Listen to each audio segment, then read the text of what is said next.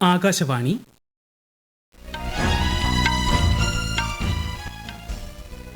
നമസ്കാരം. വാർത്തകൾ വായിക്കുന്നത് Aravind.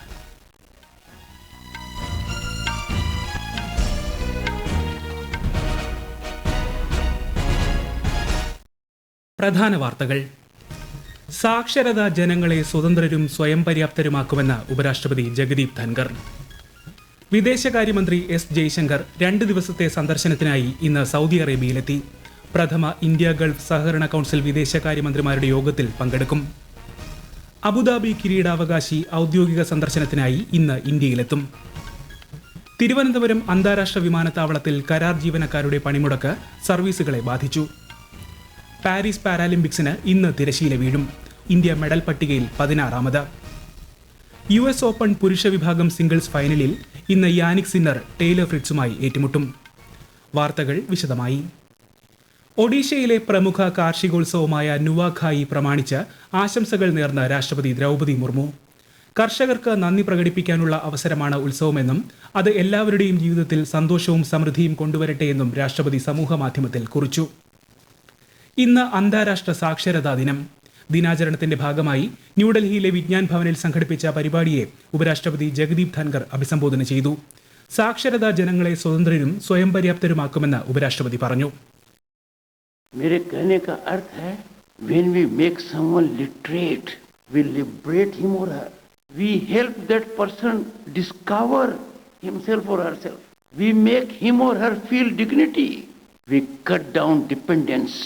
We generate independence and interdependence. जब ये इतना महत्वपूर्ण काम है. ബഹുഭാഷാ വിദ്യാഭ്യാസം പ്രോത്സാഹിപ്പിക്കുക, പരസ്പര ധാരണയ്ക്കും സമാധാനത്തിനും സാക്ഷരത എന്നതാണ് ഇക്കൊല്ലത്തെ പ്രമേയം. വ്യക്തികൾക്കും സമൂഹത്തിനും സാക്ഷരതയുടെ പ്രാധാന്യത്തെക്കുറിച്ച് ഓർമ്മിപ്പിക്കുന്നതിനാണ് എല്ലാ വർഷവും സെപ്റ്റംബർ 8 സാക്ഷരതാ ദിനമായി ആചരിക്കുന്നത്.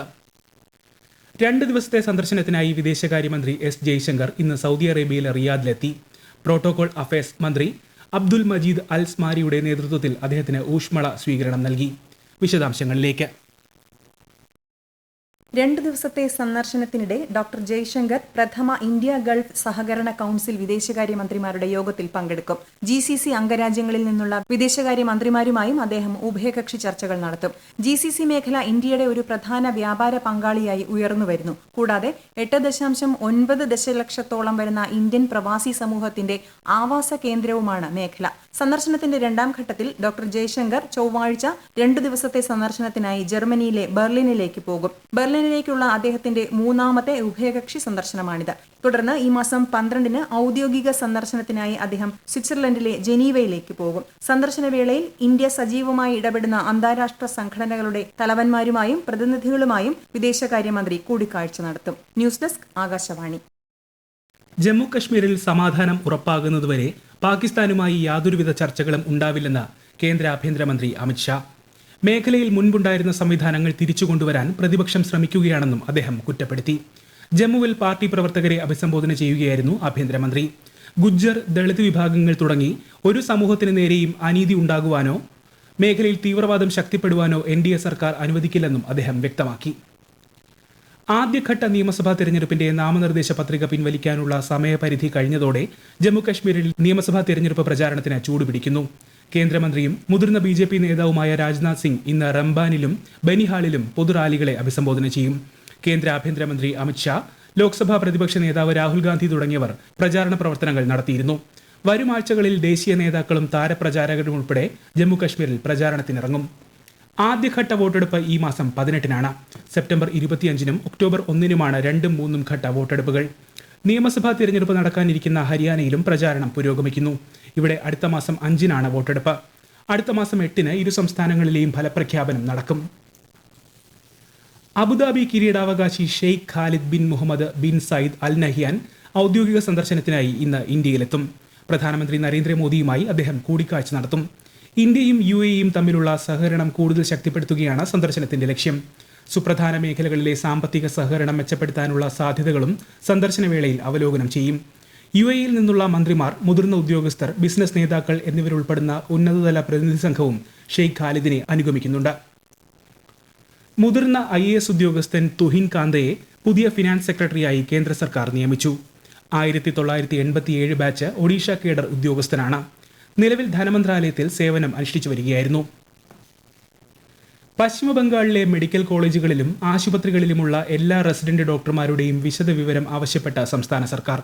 ഇത് സംബന്ധിച്ച് പശ്ചിമ ബംഗാൾ ആരോഗ്യവകുപ്പ് വിജ്ഞാപനം പുറപ്പെടുവിച്ചു. ഡോക്ടർമാരുടെ registration number, Aadhaar, pan, mobile number, അക്കാദമിക രേഖകൾ തുടങ്ങിയവയുടെ വിശദാംശങ്ങളാണ് ആവശ്യപ്പെട്ടിരിക്കുന്നത്. ബംഗാളിൽ ജൂനിയർ ഡോക്ടർ പീഡനത്തിനിരയായി കൊല്ലപ്പെട്ട സംഭവത്തിൽ പ്രതിഷേധം തുടരുന്ന സാഹചര്യത്തിൽ ഈ തീരുമാനം സുപ്രധാനമാണെന്ന് ആരോഗ്യ മേഖലയിലെ പ്രതിനിധികൾ വിലയിരുത്തുന്നു. വിഷയത്തിൽ 2 റെസിഡന്റ് മെഡിക്കൽ ഓഫീസർമാരെയും ഒരു സീനിയർ റെസിഡന്റ് ഡോക്ടറെയും സസ്പെൻഡ് ചെയ്തിരുന്നു. പീഡന കൊലക്കേസിൽ സുപ്രീം കോടതിയുടെ നിർണായക ഹിയറിംഗ് നാളെയാണ്. അന്വേഷണത്തിന്റെ പുരോഗതിയുമായി ബന്ധപ്പെട്ട വിശദാംശങ്ങൾ CBI നാളെ സമർപ്പിച്ചേക്കും. ഉത്തർപ്രദേശിലെ ലക്നൌവിൽ കെട്ടിടം തകർന്നു വീണ അപകടത്തിൽ മരണസംഖ്യ 8 ആയി. രാത്രി നടന്ന തിരച്ചിലിൽ 3 മൃതദേഹങ്ങൾ കൂടി കണ്ടെത്തി. പരിക്കേറ്റ 28 പേർ വിവിധ ആശുപത്രികളിൽ ചികിത്സയിലാണ്. ദേശീയ സംസ്ഥാന ദുരന്ത പ്രതികരണ സേനകൾ, പോലീസ് ഉദ്യോഗസ്ഥർ എന്നിവരുടെ നേതൃത്വത്തിൽ ദുരിത നിവാരണ പ്രവർത്തനങ്ങൾ പുരോഗമിക്കുകയാണ്. ലക്നൌവിലെ ട്രാൻസ്പോർട്ട് നഗർ മേഖലയിൽ ഇന്നലെ വൈകിട്ടാണ് 3 നില കെട്ടിടം തകർന്നു വീണത്. ഈ വാർത്തകൾ ആകാശവാണിയിൽ നിന്ന്. തിരുവനന്തപുരം അന്താരാഷ്ട്ര വിമാനത്താവളത്തിൽ കരാർ ജീവനക്കാരുടെ പണിമുടക്കിനെ തുടർന്ന് യാത്രക്കാർ ദുരിതത്തിൽ. അന്താരാഷ്ട്ര വിമാന സർവീസുകളെയാണ് സമരം ബാധിച്ചത്.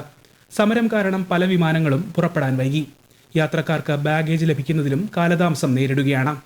കാർഗോ നീക്കവും പ്രതിസന്ധിയിലാണ്. അതേസമയം ആഭ്യന്തര സർവീസുകളെ സമരം ബാധിച്ചിട്ടില്ല. ശമ്പള പരിഷ്കരണം നടപ്പാക്കുക, ബോണസ് നൽകുക തുടങ്ങിയ ആവശ്യങ്ങൾ ഉന്നയിച്ചാണ് എയർ ഇന്ത്യ സാറ്റ്സിലെ കരാർ തൊഴിലാളികൾ അനിശ്ചിതകാല പണിമുടക്ക് തുടങ്ങിയത്.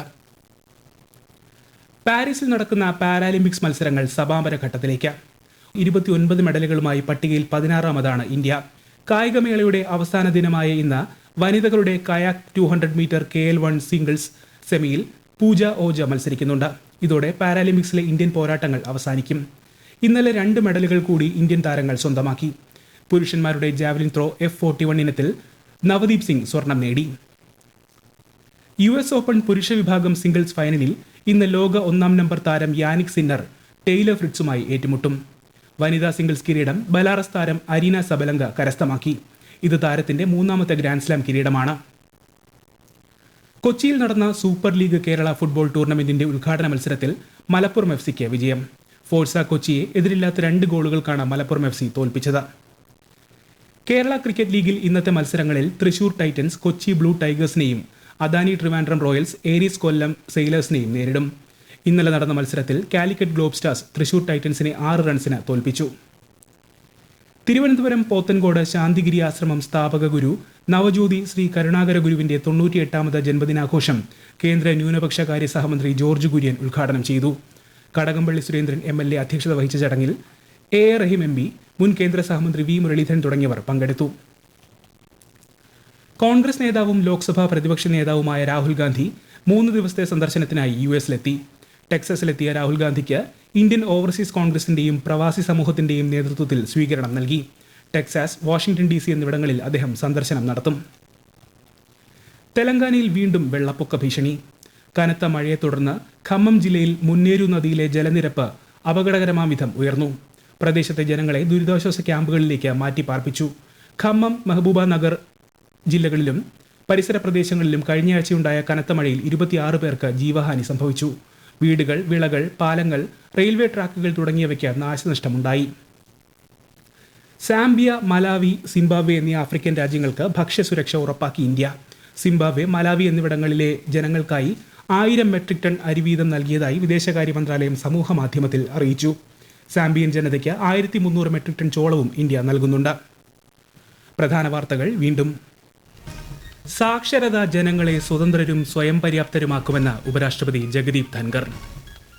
വിദേശകാര്യമന്ത്രി S. ജയശങ്കർ 2 ദിവസത്തെ സന്ദർശനത്തിനായി ഇന്ന് സൗദി അറേബ്യയിലെത്തി. പ്രഥമ ഇന്ത്യ ഗൾഫ് സഹകരണ കൗൺസിൽ വിദേശകാര്യമന്ത്രിമാരുടെ യോഗത്തിൽ പങ്കെടുക്കും.